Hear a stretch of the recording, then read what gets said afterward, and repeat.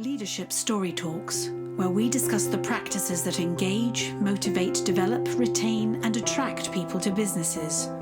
We'll give you principles and tools based on real-world stories to leverage listening and storytelling to become a better leader and management professional.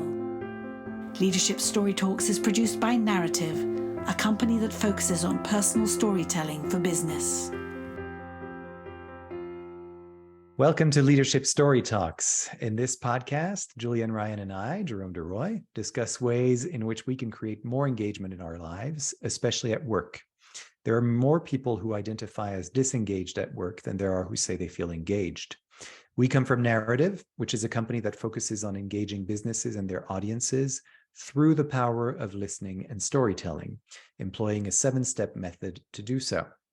And on this podcast, we talk about a variety of different topics, all having to do with engagement. And there's one thing that we recently talked about with another guest, which was the subject of burnout and how to deal with burnout, especially for people who are in the people departments and HR departments and are taking a lot of that burden, by listening to so many difficult stories to listen to and also trying to find solutions for people that can lead to burnout. And so what do we do? So we thought that for today, Jules and I would talk a little bit more about this topic and what's the underlying kind of stress and exhaustion that can happen to any one of us, and how do we deal with that, and what's the connection with storytelling and listening, because there's always a connection. So that's what we're going to be talking about today, Jules. Well, thank you. Because I think we live in a society for the most part that we compartmentalize things, and things, they are going to fit neatly, or life events are going to fit neatly in a certain bucket. The 3-day weekend, the 3-day period to leave to tend to a family situation.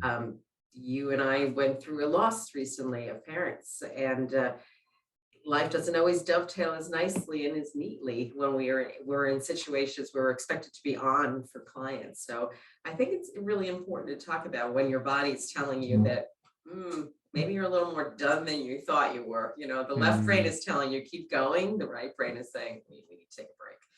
So right. Yeah. Explore that for us and for everybody else. Yeah. And it's a tough one because I remember, as you mentioned, my father passed away last August. So it's been just a little over 6 months now. Mm-hmm. And I remember at first, of course, the shock of it and grieving, et cetera. Those first few days, it's kind of a no-brainer that, you just can't function. That's certainly what happened to me.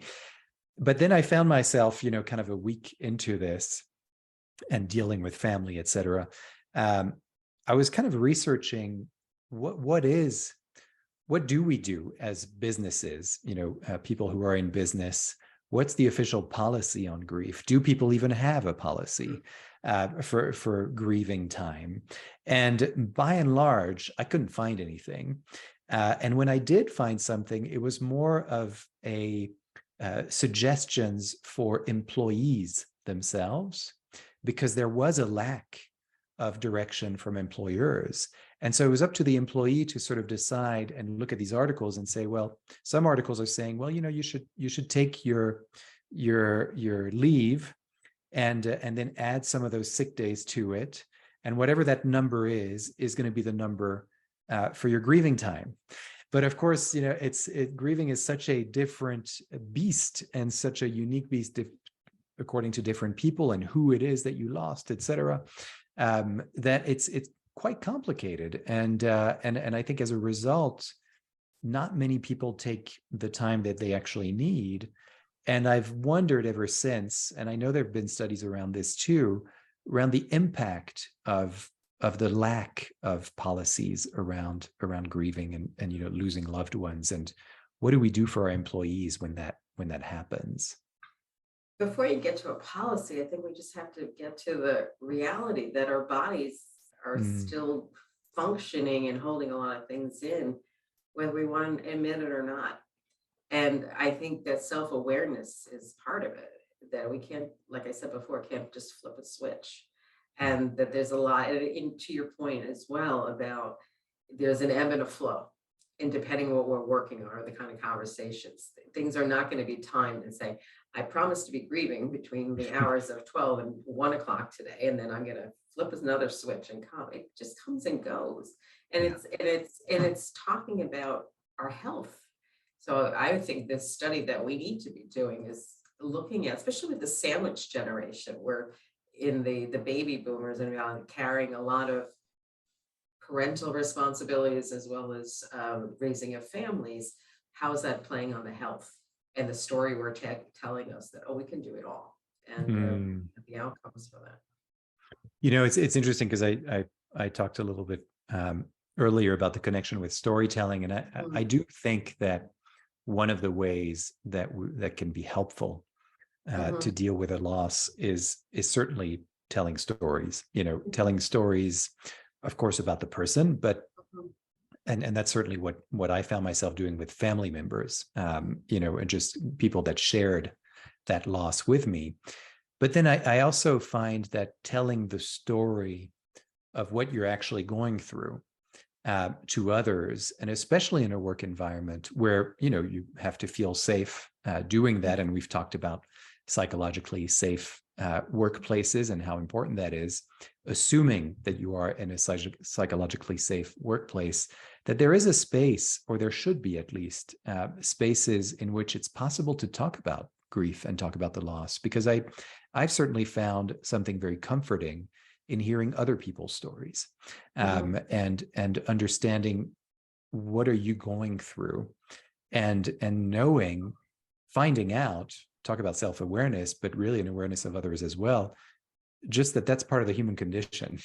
We all go through loss, we all die, and it's just the nature of humanity, and it's part of it. And so I think there's something about our society, certainly in Western culture, where we don't talk about death much, we don't talk about grief much, we don't talk about loss much. And even look at the way that I just started, why isn't there a policy around grief? Why is it, and you brought it right back to health, which I think bullet points.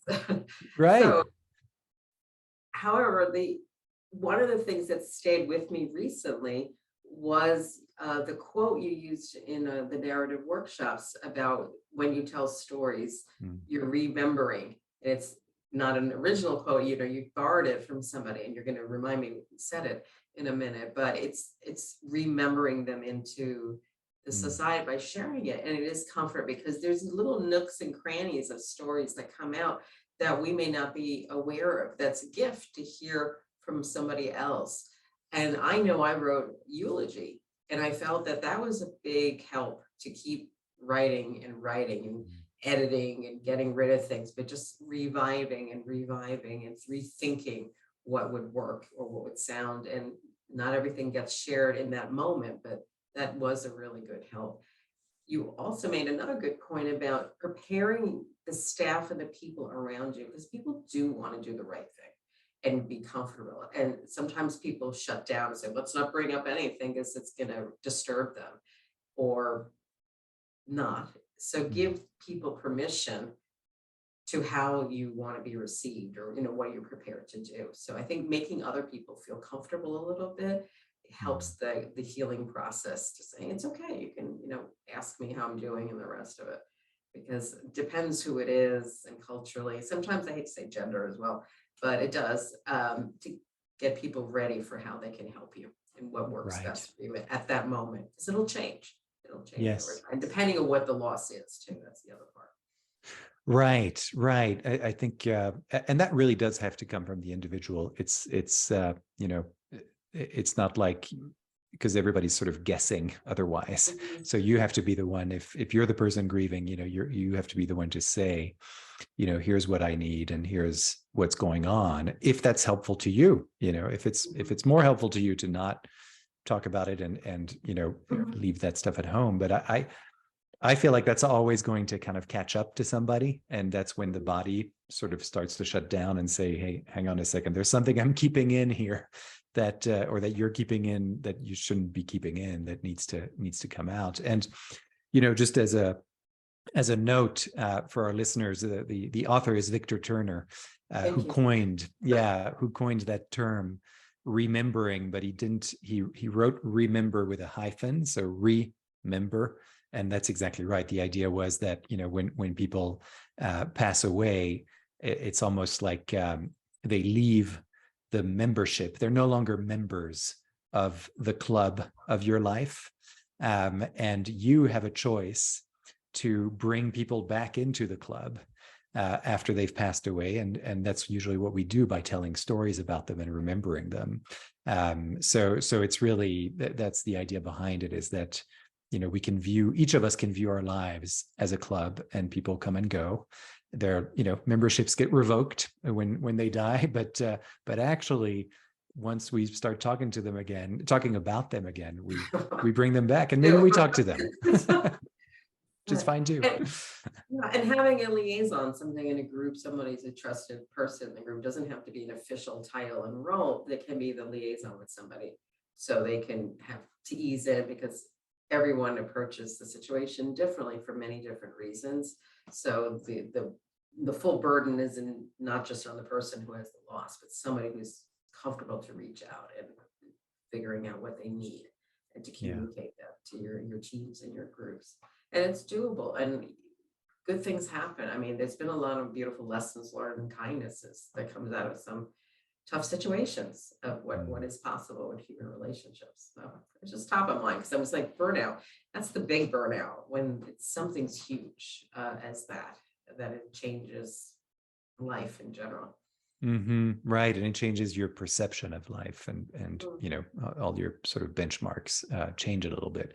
And, there was something that you said about this whole idea of remembering, kind of reminded me of something as well, which is that, when you're confronted with something that happens like this, just remembering, that's going to be the title of this episode, that you remember that we all go through this, and I do think that it's quite I don't know if comforting is the right word, but certainly that there is this notion that we're all part of a community, and that we all go through this thing as a community. And so there's an understanding that we can count on. It's not like an accident or some other tragic thing that might happen to you. This is really the great common denominator, right? Grief and loss. And so I think when that happens, there is something to be said about, because I think a lot of people ask, I've been asked that, what do you need, and how can I help? And a lot of times what I found is that really the only thing I needed was just for someone to listen, and just to be there. They didn't have to say anything, didn't have to do anything, just to listen for a little bit. And that's it, and that's comforting. But I think immediately what I noticed is that a lot of people would tell me about their own experience of like, oh, well, I lost my father last year. And my initial reaction was like, okay, how does that help? I know it's sort of, but as opposed to just listening and asking, so how's that for you now? Right? We tend to do that. We tend to want to put our own experience into something, and sometimes it's helpful. I don't want to, make it sound negative or anything, but I did notice a difference there. And it is important just to be. I was on the phone with somebody last night. I was driving home, and her father's in a very bad state. And I listened, and then at the end, I was like, did I bring any value? And so she goes, just let me, mind dump, I call it. There was so many things happening. And just to be able to be unedited and not have a to-do list, and nobody making suggestions of all your considerations is a gift. We'll get to all the practical things. Sometimes we just want to emote and let it out. So. Right. Yeah. So it is a gift. So you wouldn't believe how many times I was going through the most recent thing. I was like, okay, narrative. Now I know what we study this and maybe apply it to myself. Okay. So. Right. Yes. What can I learn from this as well? That's always a question I like to ask. Well, this is great. I think that's a good a good note to end on. Go ahead and emote, everybody. It's okay. You have permission from Jules and I. From us. That's right.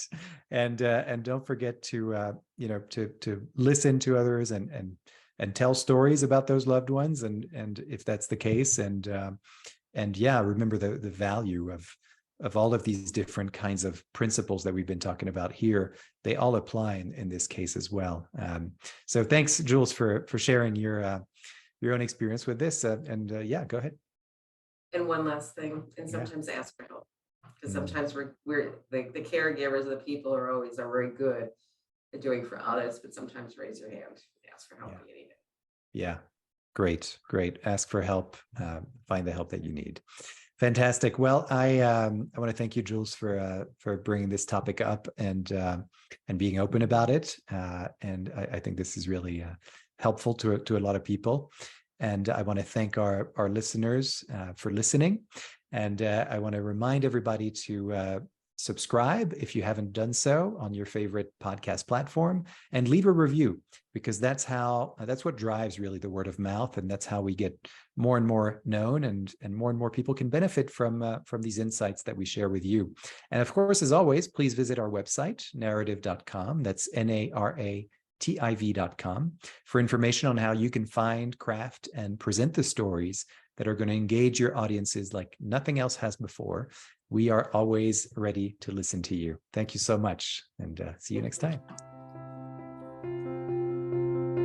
For more information on the narrative listening and storytelling method and how it can help your business, go to narrative.com.